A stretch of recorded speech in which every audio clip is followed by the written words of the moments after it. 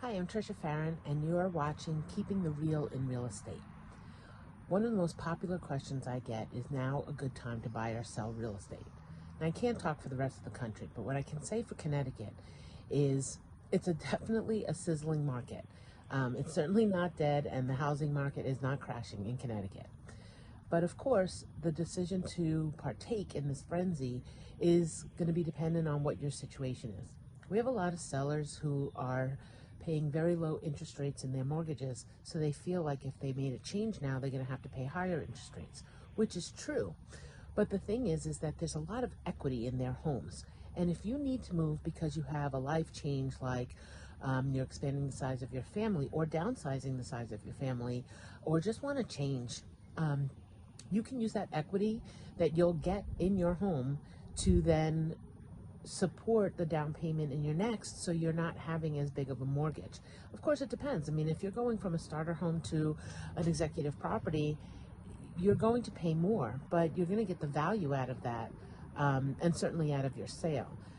There's also a misconception that you can't sell because you have no place to go since the market's kind of tight, but that's not true. As a seller, you have the right to determine when and how you close, and if you need to rent back or if you need to have an extended closing date. There are sellers that are putting those restrictions in the listing, and they're still getting plenty of offers.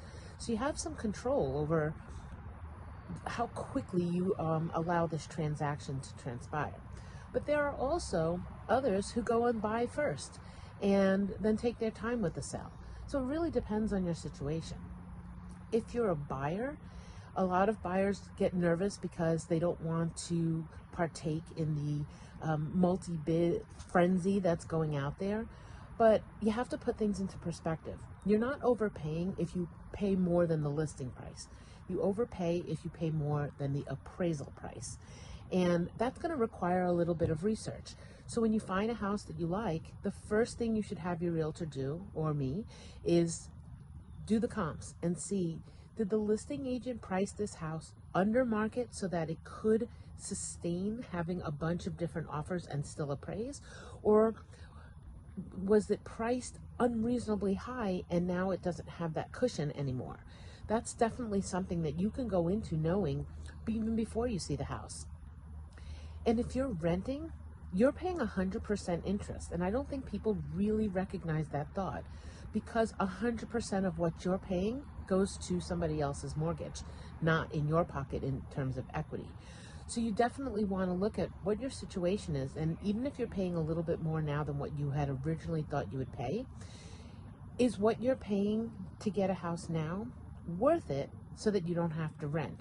And if the rates come down significantly enough, whether it be a year or 2 or 5, refinance. You can do that and save some money each month, but at least over the course of the next period of time, whatever that happens to be, you're earning equity for your pocket, not for somebody else's. The investors I find to be a little bit more challenging. They have their formulas and they want to make the numbers work. And in this market, it's a little bit more difficult to do that, because sellers know that even if they have a house that requires some TLC or some pretty significant updates, there's going to be people out there who are not necessarily going through those formulas and are willing to take the chance because the market's hot. And if they can flip that house fast enough, they can capitalize on the multiple bid situation that we're dealing with. So I do see it to be a little bit more challenging for my investor clients.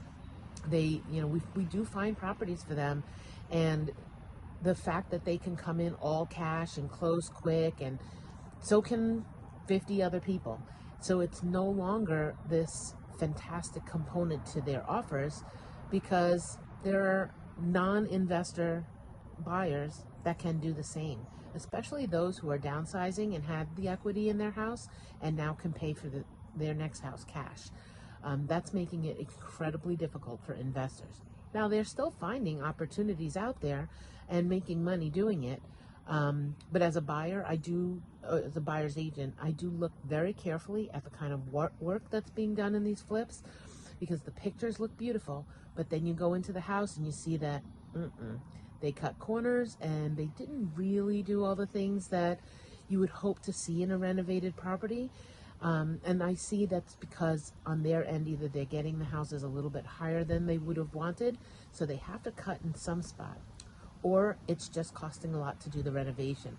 So in some cases, you'll see a kitchen's done and maybe 2 of the 3 bathrooms are done, and that 3rd bathroom, they said, I'm done. The new buyer can take care of that. Or they're putting in new countertops and new appliances, but just painting over the old cabinets. And it really does make a difference when you're walking through. It still has that dated feel, even though it's been renovated. So when you come back to the question of, is now a good time to buy or sell in real estate? Honestly, I think it's always a good time to get into real estate.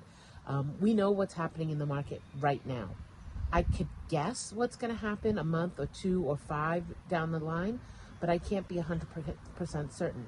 I can be certain what's happening right now, and I can advise my clients based on conditions right now. This is what I can expect for a house to sell or for a bid to get accepted.